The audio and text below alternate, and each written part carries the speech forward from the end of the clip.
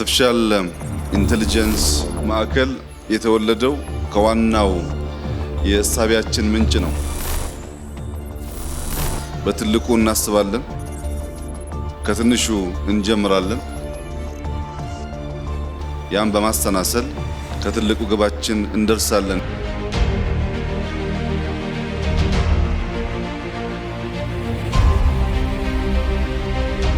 ክቡር ጠቅላይ ሚኒስትር ዶክተር አብይ አህመድ በሀገራችን የአርቲፊሻል ኢንተለጀንስ ሰው ሰራሽ አስተውሎት ቴክኖሎጂን ማበልጸግና መጠቀም እንዲቻል ሐሳቡን አመንጭተው ተቋም እንዲቋቋም አድርገዋል። ጊዜውም 2013 ዓመተ ምህረት ነበር።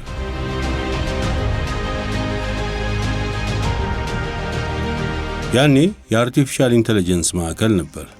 በወቅቱ ክቡር ጠቅላይ ሚኒስትሩ የቴክኖሎጂውን አስፈላጊነትና ስለ ዘርፉ የሰጡትን ትኩረት በማዕከሉ ምስረታ ወቅት እንዲህ ነበር ያጋሩን። አርቲፊሻል ኢንተለጀንስ ለሀገራችን ኢትዮጵያ በእጅጉ ከሚያስፈልጉ ኢንቨስት ማድረግ፣ መከታተል፣ መመራመር ከሚገባን የዘመኑ ቴክኖሎጂዎች ውስጥ ግንባር ቀደሙ ነው። አርቲፊሻል ኢንተለጀንስ የማይነካው ሴክተር የለም። በእርሻ አይተኬ ሚና አለው፣ በኢንዱስትሪ አይተኬ ሚና አለው፣ በጤና አይተኬ ሚና አለው፣ በሰርቪስ፣ በትሬድ፣ በየትኛውም ሴክተር ብትሄዱ አርቲፊሻል ኢንተለጀንስ በጣም እጅግ ግዙፍ የሆነ ጠቀሜታ ለኛ ይሰጣል። የዛሬ 30 ዓመት በ2050 ከ20 ሀያላን ሀገሮች አንዷ ትሆናለች ኢትዮጵያ ሲባል ዛሬ ያልጀመረችው አርቲፊሻል ኢንተለጀንስ ድሆ በእግሩ ቆሞ አድጎ ጎልምሶ ያኔ ውጤታማ መሆን አይችልም። ቤዚክ የሆኑና አስፈላጊ የሚባሉ ጉዳዮች ዛሬ መጀመር አለባቸው።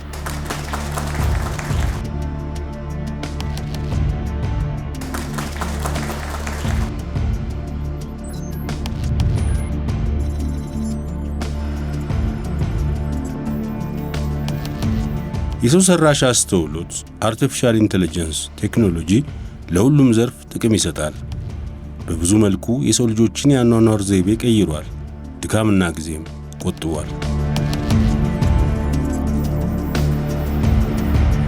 አርቲፊሻል ኢንተለጀንስ ለሁሉ AI for all የሚል መሪ ቃል በመያዝ የሰው ሰራሽ አስተውሎት ቴክኖሎጂን ማልማት ዋናው ተግባሩ አደረገው። ማዕከሉ የሰው ሰራሽ አስተውሎት ቴክኖሎጂን በምርምርና ልማት ሥራ ውጤታማ ለማድረግ ግዙፍ ዳታ ያስፈልጋል። ግዙፍ ዳታው ለሚፈለገው ዓላማ እንዲውል ደግሞ የተሟላና ደረጃውን የጠበቀ መሠረተ ልማት ያስፈልገዋል። ስለሆነም ማዕከሉ በዳታ ላይ የተመሠረተ የሰው ሰራሽ አስተውሎት ቴክኖሎጂን ለሀገራዊ ችግር መፍቻ ቁልፍነት መዋልን ተልዕኮ በማንገብ ወደ ሥራ ገባ። ለዚህም ነው ማዕከሉ ከፍተኛ የማሰላሰል የማቀናበርና የማከማቸት አቅም የተላበሱ የኮምፒውቴሽናል መሠረተ ልማቶችን ያሟላ የመረጃ ቋት ዳታ ሴንተር መገንባትን ቅድሚያ የሰጠው። ዓለም አቀፍ ደረጃቸውን የጠበቁ ቲር 3 ሞጁላርና የክላውድ አገልግሎት የሚሰጡ የተለያዩ የዳታ ማዕከላትን በተለያዩ ቦታዎች ገንብቷል።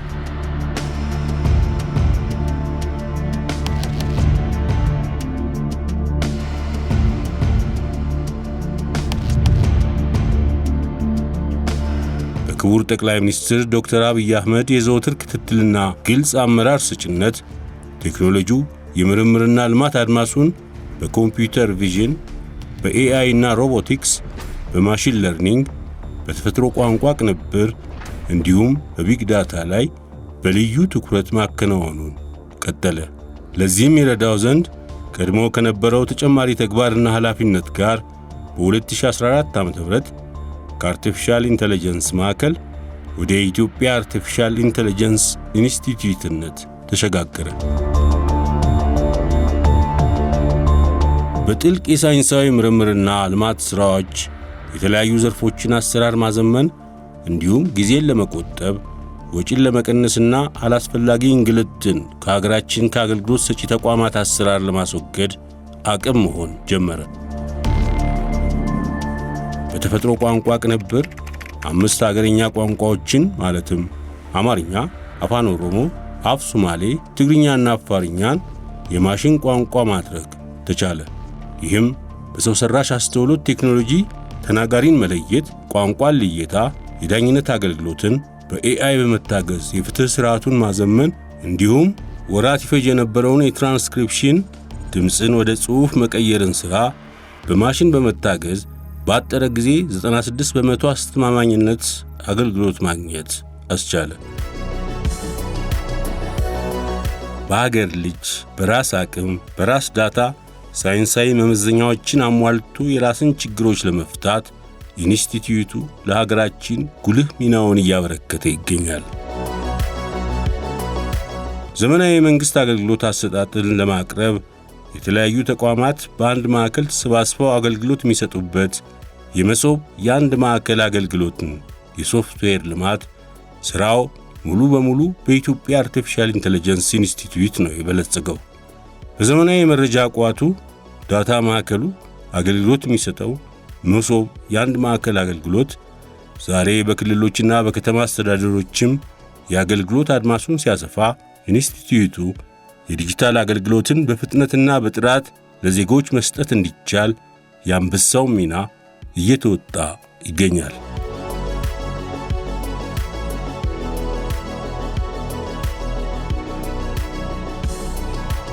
ኢንስቲትዩቱ በሰው ሰራሽ አስተውሎት ቴክኖሎጂ በመታገዝ ከተሞችን ለነዋሪዎችና ለጎብኚዎች ምቹ ለማድረግ በስማርት ሲቲ ፕሮግራሙ እያዘመነ ነው።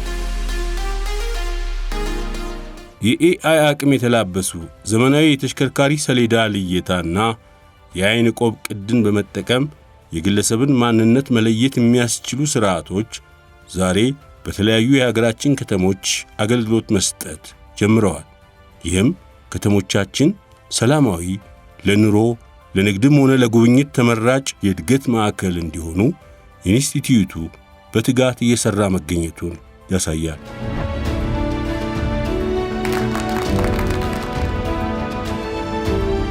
ዜጎች በሕግ ማስከበር ሥራ ተሳትፎ የሚያደርጉበት የኤፍፒ መተግበሪያ በኢንስቲትዩቱ የለማ ነው። በያዝነው ዓመት በአቡዳቢ በተደረገ የዓለም አቀፍ የፖሊስ ጉባኤ በዓለም ከቀዳሚ 3 ምርጥ የፖሊስ መተግበሪያዎች መካከል አንዱ መሆን ችሏል። የጤና፣ የፋይናንስ፣ የትራንስፖርት፣ የትምህርት፣ የአገልግሎትና ሌሎች ዘርፎች የላቀ አገልግሎት እንዲሰጡ መላ እየተበጀላቸው ነው።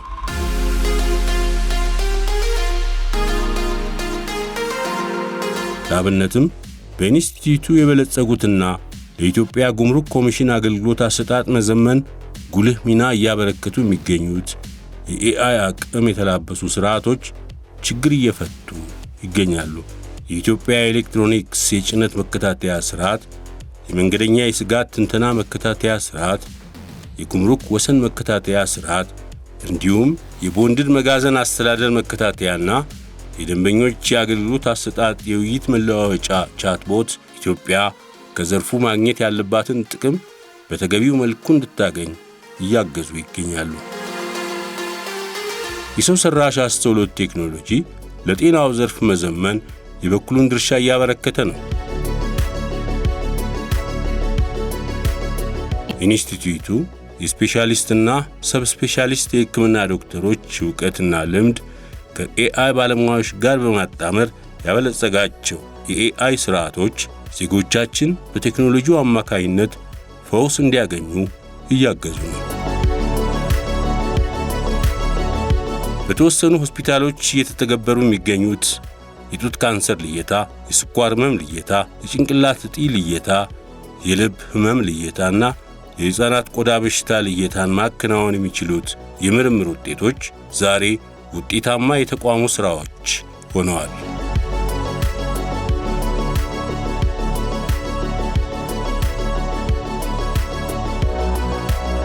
በግብርና ዘርፍ የቡና የስንዴና የቲማቲም ምርትና ምርታማነትን ለማሳደግ ዘርፉ ትኩረት ተሰጥቶታል።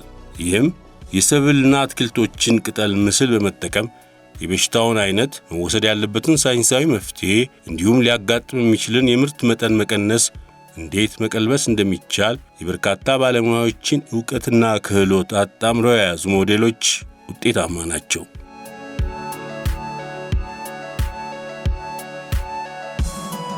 የኢትዮጵያ አርቲፊሻል ኢንተለጀንስ ኢንስቲትዩት የምርምርና ልማት ሥራዎቹ በተለያዩ ዓለም አቀፍ ጆርናሎች ላይ ታትመውለታል። ባለፉት 5 ዓመታት 56 የምርምር ሥራዎቹ በስፕሪንገር፣ በኤምዲፒአይ፣ በዊሊ፣ በአይትሪፕልኢ እና በሌሎች የጆርናል ማሳተሚያ ድረገጾች ላይ መታተማቸው ኢትዮጵያን ወክለው በሰው ሠራሽ አስተውሎት ቴክኖሎጂ ዙሪያ ለዘርፉ ምሁራን ማጣቀሻ ሆነው የኢትዮጵያን ዕውቀትና ልምድ አካፍለዋል።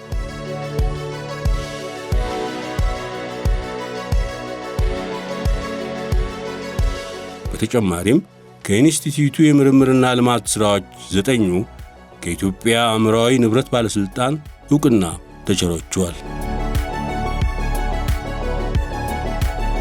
የኢትዮጵያ አርቲፊሻል ኢንተለጀንስ ኢንስቲትዩት በሰው ሠራሽ አስተውሎት ቴክኖሎጂ ዙሪያ የትውልድን አቅም ለመገንባት ይተጋል።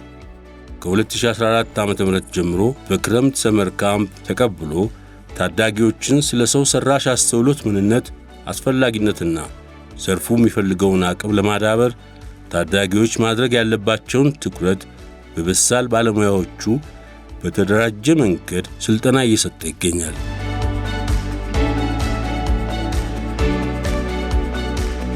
ሥልጠናው የሰው ሠራሽ አስተውሎት መሠረታውያን፣ ፕሮግራሚንግ፣ ኮዲንግ፣ ዳታ ሳይንስ፣ ፕሮጀክት አስተዳደርና የተግባቦት ሥነ ዘዴን አጣምሮ ይዟል። ከኢትዮጵያ አንጻር ያለው እሳቤ ልክ እንደ አውሮፕላኑ ልክ እንደ መኪናው ለማስገባት የነበረው ትግል ቀንሶ ስለ ጉዳዩ የሚወያዩ፣ የሚማሩ፣ የሚያነቡ፣ የሚሞክሩ ልጆች እንፍጠር። ከ120 ሚሊዮን 20 በጣም ካነሰ 10 በጣም ካነሰ 5 ሚሊዮን ቴክኖሎጂካል ሳቪ የሆነ ለቴክኖሎጂ የቀረበ ትውልድ መፍጠር ግን ትችላለች። እሱ ላይ ከሰራን ግማሹ በገንዘቡ ሲሰራ እኛ በልጆቻችን የተወሰነ ሼር እንሻማለን ማለት ነው። ወጣቶች የቴክኖሎጂ ዕውቀታቸውን በማዳበር ዓለም አቀፍ ተወዳዳሪ የሚያደርጋቸውን ክህሎት የሚገበዩበት የክቡር ጠቅላይ ሚኒስትሩ የ5 ሚሊዮን ኮደርስ ኢኒሼቲቭ ሁሉም የኢንስቲትዩቱ ሠራተኞች 100% ሥልጠናውን ወስደዋል።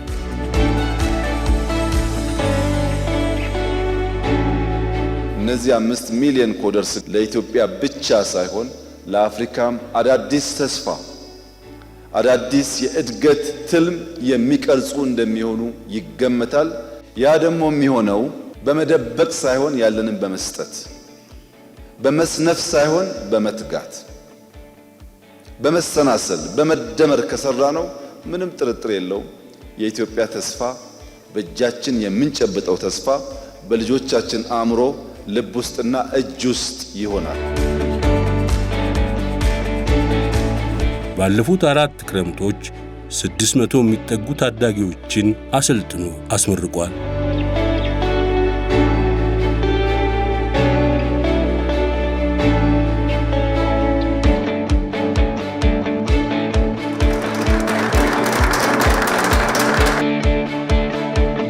ትልቁ ስራ ትውልድ ላይ መልካም ዘር መዝራት ነው። እቺ ሀገር ተስፋ አላት። ተስፋዋ ግን እናንተ ናችሁ። ጅማሯችሁ ጥሩ ነው። በጣም ጥሩ ጊዜ ጀምራችኋል። ኤአይ በዓለም ላይ ወደንም ጠላንም ማንኛውም ነገር የሚወስን የትምህርት ዲሲፕሊን ነው። ኢትዮጵያ ተስፋ አላት። የእናንተ ኢትዮጵያ እንደኛ ኢትዮጵያ አይደለችም። አሁን እዚህ ያለን ሰዎች ብዙም አናስተውልም። ዓለም በሙሉ ግን ይናገራል።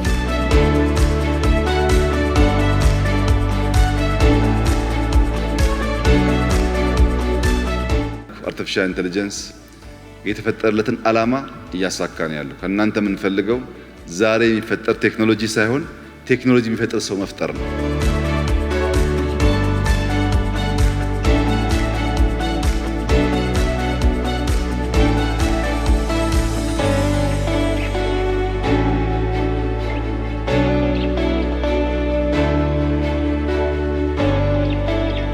ሙሉ ጊዜያችንን እዚህ ሰጠን አዲስ የሆነ ነገር ስኪል ራሳችንን ደግሞ ለአዲስ ነገሮች ቻሌንጆች እነዛ እንዴት ሶልቭ እንደምናደርግ እዛ ላይ ነው ያሳለፍነው። ይህ ብቻ አይደለም፣ ከተለያየ ባክግራውንድ ኢትዮጵያ ክፍል የመጡ ልጆችን ያገኝቻለሁ። እነዛ በጣም አዲስ ካልቸር በቃ መግባባት፣ ኮላቦሬሽን፣ ታይም ማኔጅመንት ይህንንም ዲቨሎፕ እንዳደርግ ረድቶኛል። በጣም ቆንጆ ብዙ ነገራቶችን የተማርኩበት ለህልሜ አንድ መንገድን ፈቀቅ ያልኩበትና አሪፍ ቆይታ ነበረኝ። በአጠቃላይ በጣም ትራንስፎርማቲቭ የሆነ ጀርኒ ነበር ያሳለፍነው። ከ2 ወር በፊት የነበረው ራሴን ናትናኤልን እና ከ2 ወር በኋላ የማውቀው ናትናኤል በጣም ትልቅ ዲፍረንስ ነው ያለው በሁለቱ መካከል። ራሴን ዓለማችን እየሄደችበት ባለው መንገድ ውስጥ ማስገባት ችያለሁ ማለት ነው። እናም ለዚህ በጣም ግሬትፉል ነኝ።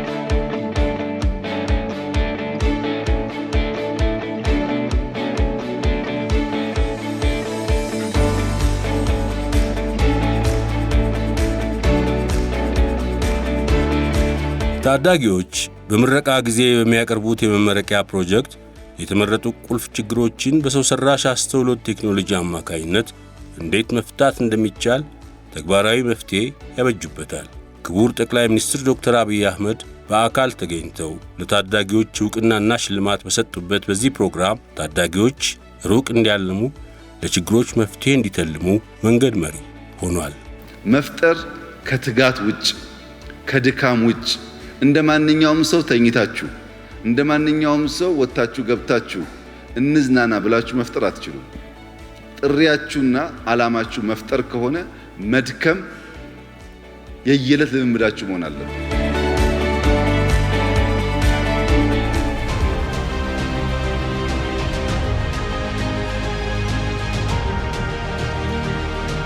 ኢንስቲትዩቱ ለጀማሪ የቴክኖሎጂ አንቀሳቃሾች ልዩ ትኩረት ሰጥቷል። የስታርታፕና የቡት ካምፕ ፕሮግራሞች በሰው ሰራሽ አስተውሎት ቴክኖሎጂ ዙሪያ ሩቅ ለሚያልሙ ባለራዕዮች በአጭርና በተደራጀ ስልጠና የዘርፉን ክህሎት የሚገበዩበት ዕድል ነው።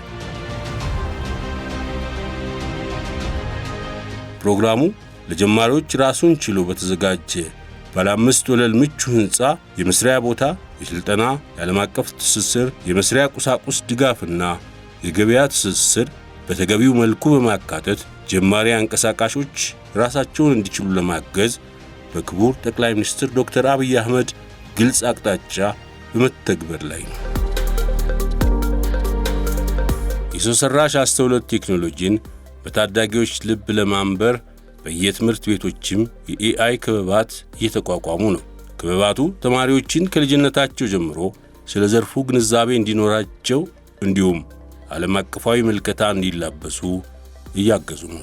ኤአይ ክለብ ለልዩ ፍላጎት ተማሪዎችም ጨምሮ እዚህ ትምህርት ቤት ላሉ ተማሪዎች አካቶ እየሰራ ነው። ዛሬ መጀመሪያ ሆኗል። የተማሪዎችን ልዩ ፍላጎት እና ደግሞ የቻሉትን ነገር ችሎታቸውን አውጥቶ የሚያቀርብ ነው። በዚህ ደግሞ እኛም ደስተኛ ነን።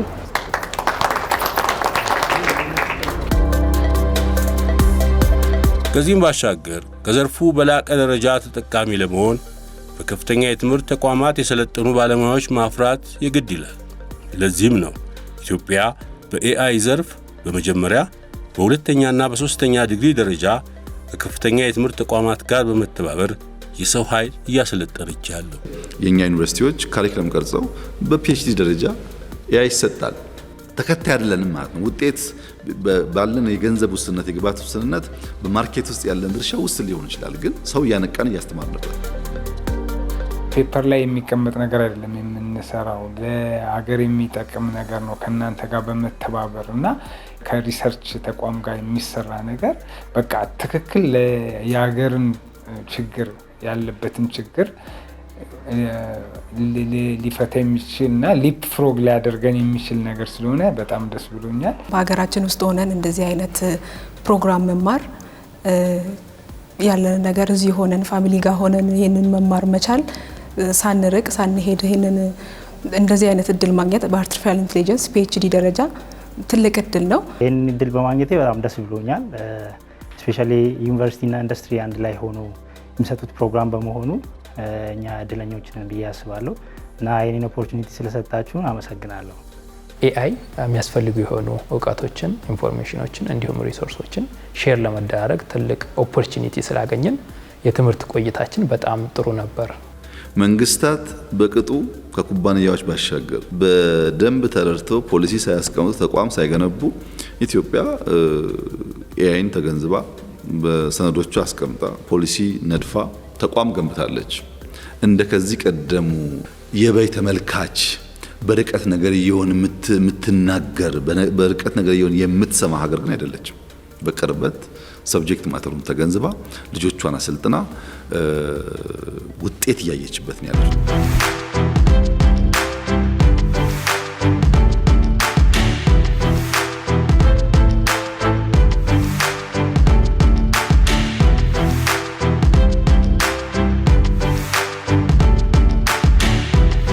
ከሰው ሰራሽ አስተውሎት ቴክኖሎጂ የሚገባንን ተጠቃሚነት ለማግኘት በህብረተሰቡ ውስጥ ግንዛቤ እንዲያድግ በትኩረት ተሰርቷል። በተለይም በኮንፈረንስና በኤግዚቢሽኖች የቴክኖሎጂውን አስፈላጊነት ለህዝባችን ከሳይንሳዊ ማህበረሰቡና ዓለም አቀፍ ልምድ ካላቸው ምሁራን ጋር በማጣመር የሚቀርቡባቸው የፓን አፍሪካን ኤአይ አውደ ጥናትና አውደ ርዕዮች የብዙሃንን አይን ገልጠዋል።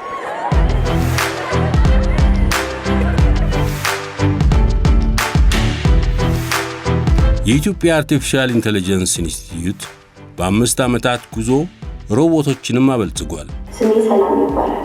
በአርቲፊሻል ኢንተለጀንስ ኢንስቲትዩት ውስጥ በመገንባት ላይ የሚገኝ ሮቦት ነው።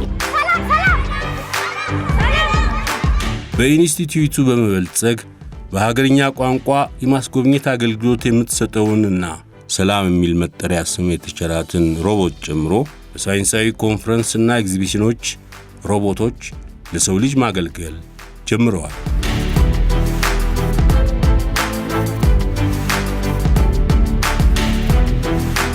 የህዝቡን ኑሮ በቀጥታ የሚነኩ ስራዎች ናቸው ዛሬ የተመለከትነው። ስለዚህ ከአርቲፊሻል ኢንተለጀንስ ጀምሮ ያሉ ስራዎች በጣም የሚደነቁ ናቸው። ህዝባችን በከፍተኛ ደረጃ ይለወጣል። የስራ ኤፊሺየንሲ ይጨምራል።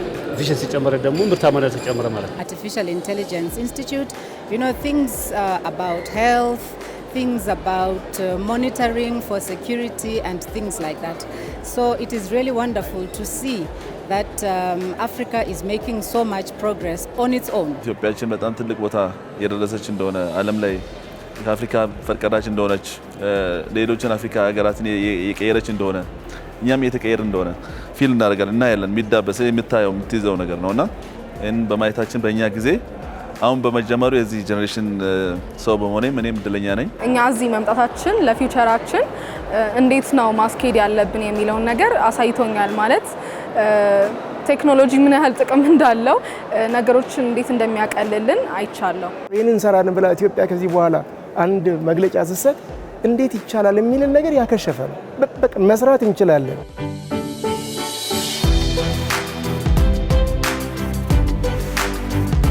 ከነዚህ ታዳጊ ተማሪዎች እስከ ሀገር መሪዎች፣ ከነዚህ ቤተሰቦች እስከ እነዚህ የማህበረሰብ ክፍሎች ሮቦቶች የሰውን ድካም እያቀለሉ ናቸው።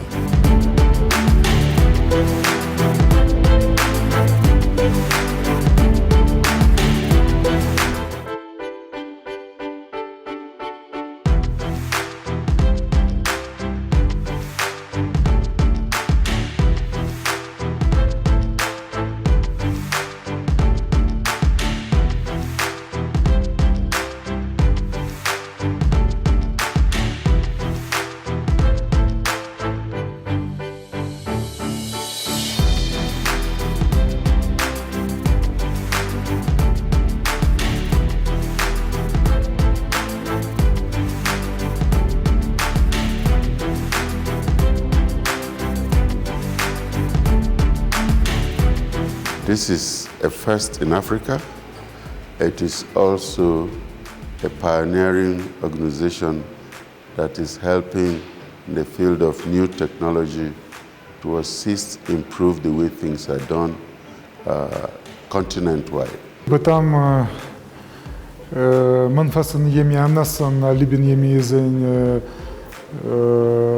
ጉብኝት ነበር።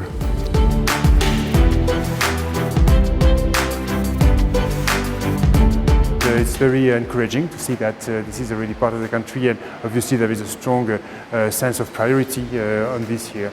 On AI, and we're sure to see him there, and that would be an important platform to share that experience, to share the inspiration with even more countries, but starting with Rwanda.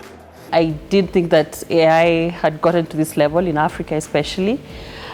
We've always seen it as a very, should I call it, European concept, but now just seeing the seriousness in which African countries are now taking AI is really impressive. So I'm happy.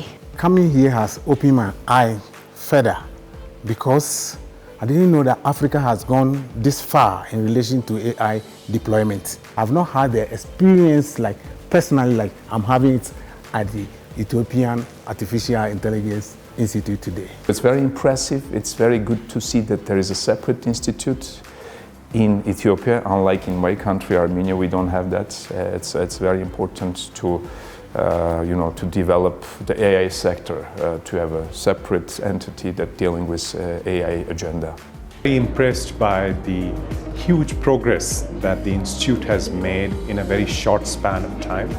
A range of use cases from transport, urban issues management to agriculture and health, and in particular very inspired by the focus on talent development, the summer camps with students from all over Ethiopia, so that the culture of innovation using AI is spread across all regions of Ethiopia.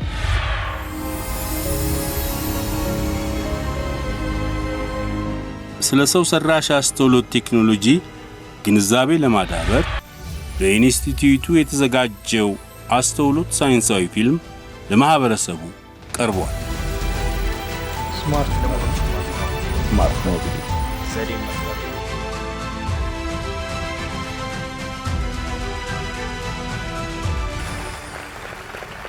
የንጋት እንደወል ደወልናት።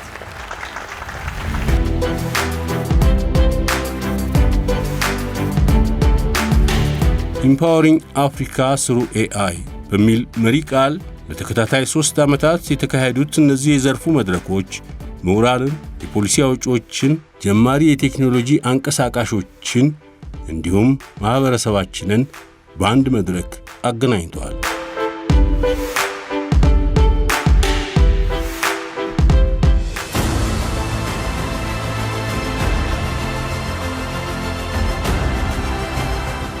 በተጨማሪም በኢትዮጵያ የቴክኖሎጂ ኤክስፖ ኢቴክስ ጉባኤ አህጉራችንን ከዘርፉ ማግኘት ያለባትን ጥቅም በማስመልከት ኤአይ ፎር አፍሪካ በሚል መሪ ቃል በህብረቱ መዲና አዲስ አበባ ከአፍሪካ ህብረት ጋር የአፍሪካ መሪዎች በተገኙበት ከፍተኛ የፖሊሲ ውይይት ማድረግ ተችሏል። ይህም ሀገራችን በዘርፉ ያላትን ልምድና ስኬት ለአፍሪካውያን እህት ወንድሞቻችን ማጋራት አስችሏታል። አፍሪካ is not here to catch up. We are here to lead through inclusive, value-driven models that empower communities and leave no one behind.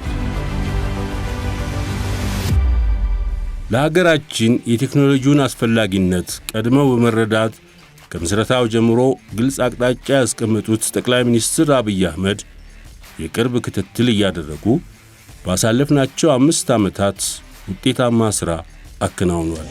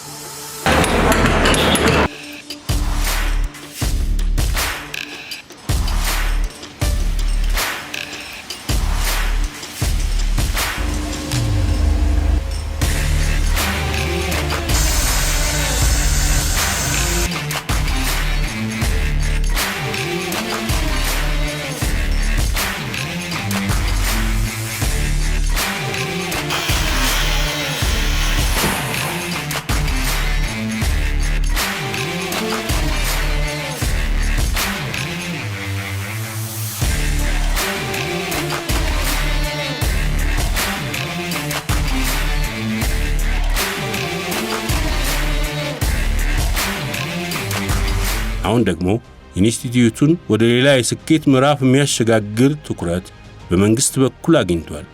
ኢንስቲትዩቱ ራዕዩን፣ ተልእኮውን፣ ዓላማውንና ነገውን በፍጥነት ማሳካት ወደሚያስችለው ደረጃውን የጠበቀ ዋና መስሪያ ቤት ተሸጋግሯል።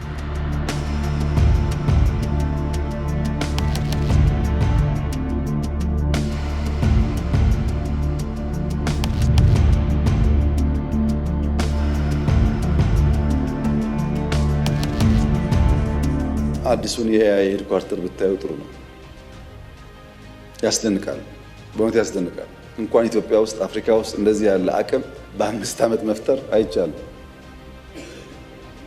በምንም መመዘኛ ኢትዮጵያ ውስጥ ያሉ ተቋማት ኤአይ ያለበትን ብቃትና አቅም ዛሬ የላቸውም።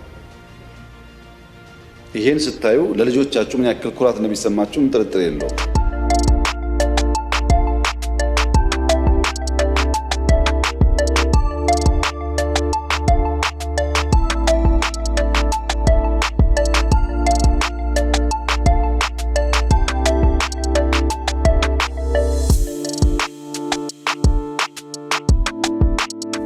ይህ ስማርት ህንፃ ዘመኑ የደረሰበትን የስማርት ህንፃ ደረጃዎች አሟልቶ የያዘ ነው። እነዚህ ስማርት ግላሶች የህንፃው የውስጥ ክፍል የተመጣጠነ የብርሃን ስርጭት እንዲኖረው አድርገዋል።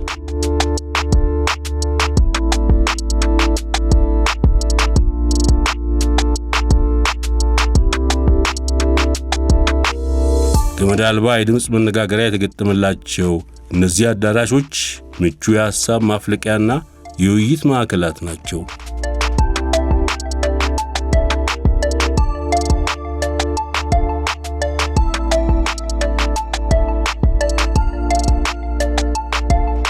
በቂ እንግዳ ማረፊያ፣ ደረጃቸውን የጠበቁ አሳንሰሮች፣ የተደራጁ የምርምር ቢሮ፣ ሁሉም በየፈርጁ ተሰድሯል።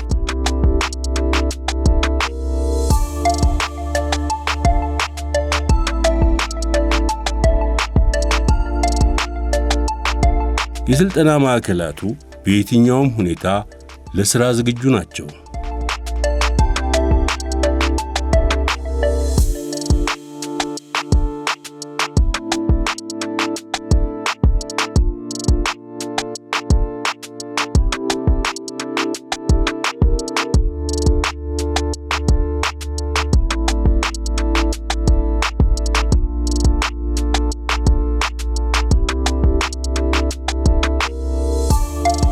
ባለ 15 ወለሉ ይህ ስማርት ህንፃ ዘመናዊ የመብራት፣ የውሃ እንዲሁም የኔትወርክ ዝርጋታ ተሟልቶለታል።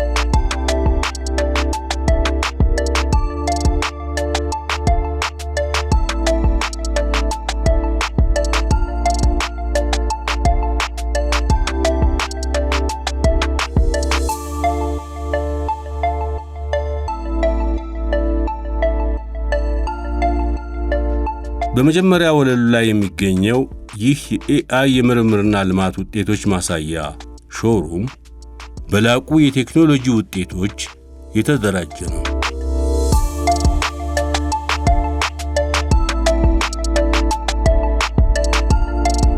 በኢንስቲትዩቱ በልጽገው የአገር ችግር እየፈቱ የሚገኙ የኤአይ ስርዓቶች እንዲሁም ዓለም አቀፍ የዘርፉ ውጤቶችን ጎብኚዎች በአንድ ቦታ የሚያገኙበት ስፍራ ነው።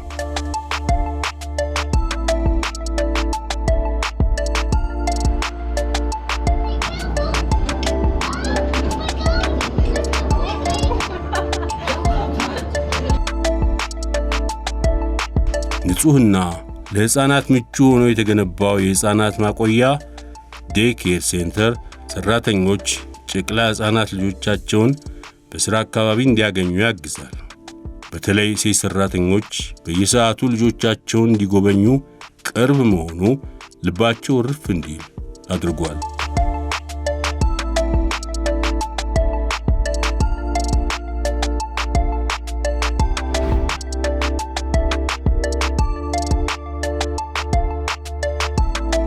የተንጣለለው ካፌቴሪያ ሠራተኞች የተሟላ የመስተንግዶ አገልግሎት እንዲያገኙ ተጨማሪ አቅም አለው።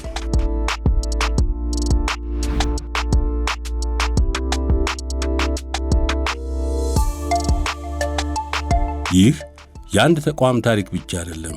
ይህ የሀገር ታሪክ ነው። ይህ ያለፈው 5 ዓመት ብቻ ሳይሆን የነገም ታሪክ የተሰነደበት ምዕራፍ ነው። ጥንት በአባቶች ላብና ደም፣ ዛሬ ደግሞ ልጆቿ ቴክኖሎጂን ተጠቅመው እየሰሯት ያለች አስተዋይ ኢትዮጵያ።